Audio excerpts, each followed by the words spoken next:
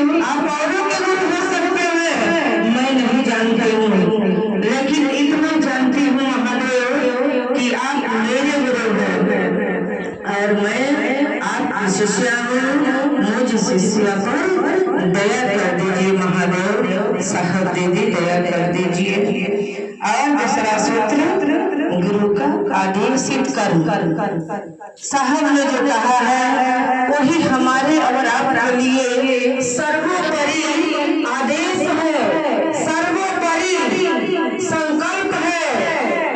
हम बार बार गुरु की दया से कहते हैं कि संकल्प लेते हैं। साहब ने कहा कि आप जीवन में एक छोटा सा संकल्प लेके तो देखिए कि आपका जीवन कितना सुंदर है। साहब ने संकल्प लिए, 3 कसम खाए और कसम पे अड़िग रह गए। साहब ने महादेव से कहा कि अगर आप मनुष्य के रूप में आइएगा तो मैं आपको गुरु नहीं मानूंगा, अगर आप फोटो में दिखते हैं वैसे आइएगा तो मैं आपको अपना गुरु नहीं मानूंगा। और 14 बरिस जो मैंने जप तप कल्पना उपासना जो भी किया है उसमें से एक भी नहीं करूंगा और नहीं किया।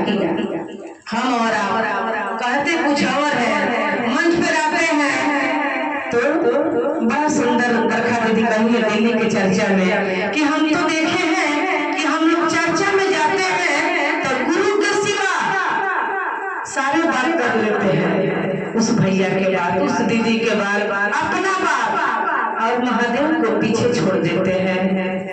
नहीं भैया दीदी, साहब ने कहा कि हमको महादेव ने कहा कि जाओ एक दूसरे को लोगों से जोड़ो, शिव के शिष्य बनाओ। और साहब ने उतना ही भर किया, उससे आगे कुछ भी नहीं किए।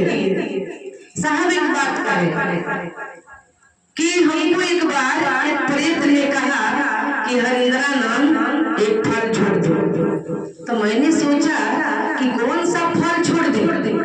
साहब बड़ा विचार किए, तब सोचे कि मैं ककड़ी नहीं खाता हूँ, तो मैं ककड़ी को छोड़ दिया। और जब शिव को गुरु बना लिया तो बक्सर से 36वां से मंगवाता था और पूरा भर पेट ककड़ी खाता था कि क्योंकि मैंने तो वादा किया था प्रेम से ना, अब तो सब कुछ छोड़ दिया, पीछे क्या किया था उससे कोई मतलब नहीं था और मैं भर पेट खाता था।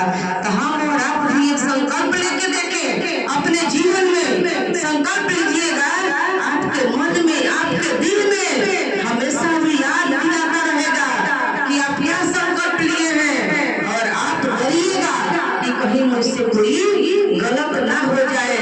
और साहब ने क्या दिए हमको, साहब ने कहा बड़ा सुंदर एक पंक्ति बोले हैं साहब कि समंदर पर रखती है हौसले कश्तियों की, समंदर पर रखती है हौसले कश्तियों की, और मैं हरिंद्रा नाम डूबती हुई कश्तियों को मैं जहाज बनाता हूँ। डूबती हुई कश्तियों को साहब ने जहाज बना दिया। हम और आप आकाश मार्ग से चलेंगे, कोई हमको और आपको इस धरती पे रोक नहीं सकता है।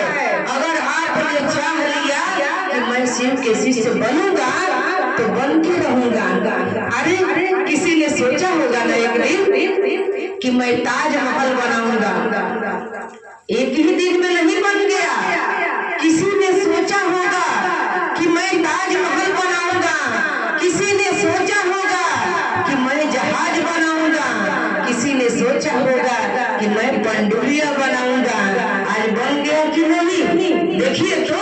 और साहब ने कहा कि शिव आए हैं आपको शिव बनाने के लिए। हो सकता है हम और आप कहीं ना बन पाए इस जीवन में, लेकिन कौन जानता है कि किस जीवन में वो मिल जाए, किस जीवन में हम लोग शिव के शिष्य बन जाए। अरे हम लोग नहीं बनेंगे, हमारे आने वाली पीढ़ी तो जरूर बनेगी। कौन ऐसा काम है इस भूतल पे जो हम और आप नहीं कर सकते हैं। इसी पर साहब ने कहा कि कि किम नसीब होते भूतले, कोई ऐसा काम नहीं है इस जगत में कि मनुष्य नहीं कर सकता है, लेकिन हम लोग करना नहीं चाहते हैं। हम लोग इधर उधर के बात में लपटाए रहते हैं। अरे समय है तो जाइए, नहीं है तो नहीं जाइए, लेकिन ऐसा सूत्र है कि आप कहीं भी कर सकते हैं। लेकिन साहब ने कहा इसके लिए मन कर्म वचन, अभी सुने हैं ना कंचन दीदी से कि इसके लिए हमको मेहनत करना पड़ेगा, मन कर्म वचन को सुधारना पड़ेगा। खाली बोली में नहीं कि मंच से आते हैं और कथनी करते हैं कि हम खूब महादेव के काम करते हैं, छोटा सा ही काम आ जाता है तो महादेव को छोड़ देते हैं। नहीं, ऐसे नहीं होगा, ऐसे नहीं होगा, करना पड़ेगा। अगर मंच से कहते हैं कि हे शिव आप मेरे गुरु हैं, मैं आपके शिष्य हूँ, मुझ पर दया कर दीजिए। अगर कहते हैं कि दूसरा सूत्र आदेशित कर्म है तो आदेश करना पड़ेगा, क्योंकि साहब ने कहा कि जिस गुरु के आदेश में बल नहीं है वो गुरु हो ही नहीं सकते हैं। जिसके आदेश में बल नहीं है वो गुरु कहलाने के लायक नहीं है। तो गुरु के आदेश में कल ही हम लोग चर्चा में सुने दीदी से, शांति दीदी से कि चोर था, छोटा सा शॉर्टकट में बताएंगे। उसके गुरु ने कहा, जब उसके नाम के घोषणा हुआ तब गुरु ने क्या कहा कि जाओ सत्य बोलना। अब तो फिर तो पड़ गया कि मैं तो चोरी करता हूँ और गुरु कह रहे हैं कि सत्य बोलना। तो गुरु से पूछ दिया कि मैं चोरी